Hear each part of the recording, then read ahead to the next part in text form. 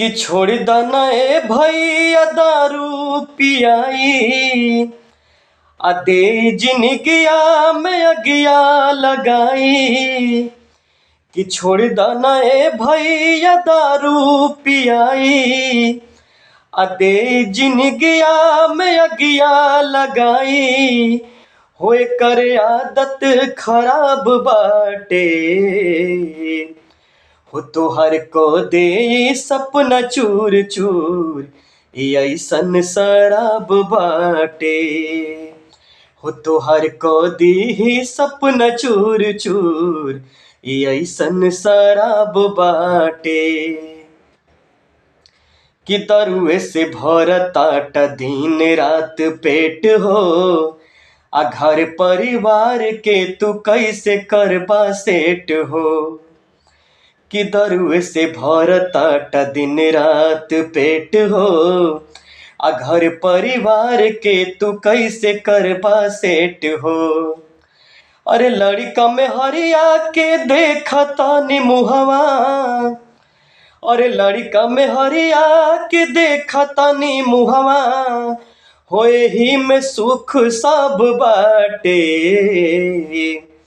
हो तोहर को दे सपना चूर चूर ऐसन शराब बाटे। हो तोहर को दी सपना चूर चूर ऐसन शराब बाटे।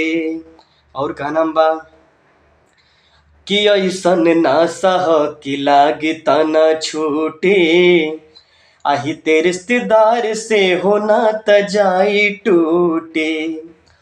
कि ऐसन नासा ह कि लागे तना छूटे आही ते रिश्तेदार से होना त जाई टूटे।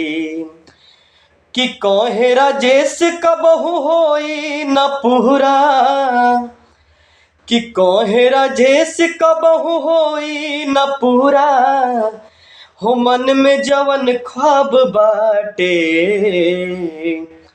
हो तोहर को दे सपना चूर चूर ऐसन शराब बाटे। हो तोहर को दे सपना चूर चूर ऐसन शराब बाटे। छोड़ दना ए भैया दारू पियाई आ दे जिनगिया में अगिया लगाई। होए कर आदत खराब बाटे हो तोहर को दे सपना चूर चूर ऐसन शराब बाटे। हम राजेश कुशवाहा सबके नमस्ते प्रणाम करत बानी और आशीर्वाद के कामना करतनी। अगर हमारे गीत अच्छा लगे तो आप लोग अपन प्यार दुलार आशीर्वाद देव जा। नमस्ते प्रणाम।